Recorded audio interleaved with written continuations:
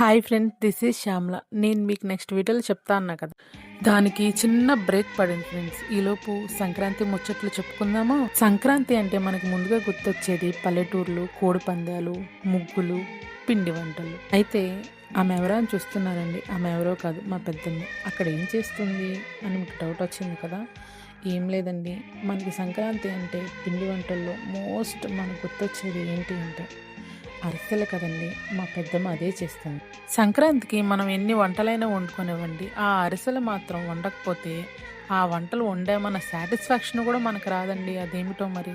అందుకని ఆ సాటిస్ఫాక్షన్ మనకు కలగాలని మా పెద్దమ్మ ముందుగానే మొదలు పెట్టేసిందండి అరిసెలు. ఫస్ట్ చేస్తున్న వంటకం మా పెద్దమ్మ అరిసెలే అండి.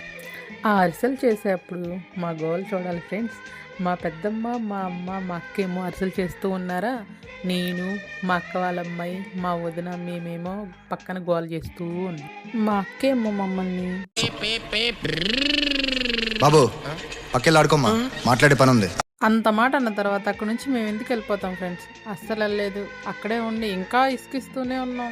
మనం స్టడీస్ కానీ ఉద్యోగాలు కానీ అలా అలా దూర ప్రాంతాలు వెళ్ళిపోతాం కదా ఫ్రెండ్స్. ఎప్పుడన్నా ఒకసారి ఇలా పండగలప్పుడు మనం కలుసుకొని అలా ఆడుతూ పాడుతూ అల్లరి చేస్తూ ఉంటే ఆ సరదానే వేరుగా ఉండిద్ది కదా ఫ్రెండ్స్. మేమైతే ఆ వంటలు చేసుకుంటూ అల్లరి చేస్తూ గోల్ చేస్తూ మేమైతే చాలా హ్యాపీగా వంటలు వండేసాం ఫ్రెండ్స్. మీరు ఎలా చేసుకున్నారో కామెంట్ చేయండి. ఇదిగోండి, ఇక్కడ వంటలు చేస్తుంది కదా, ఈవిడే మా అక్క. ఇంకో రకంగా చెప్పాలంటే ఆవిడని మా వంటలక్క అని కూడా అనుకోవచ్చు ఫ్రెండ్స్. అంత ఓపిక్గా వంటలు బాగా చేస్తుంది ఫ్రెండ్స్. మళ్ళీ నెక్స్ట్ వీడియో కలుద్దాం. ఇట్లు ప్రేమతో మీ శ్యామ్ల. నన్ను కొంచెం సపోర్ట్ చేయండి ఫ్రెండ్స్.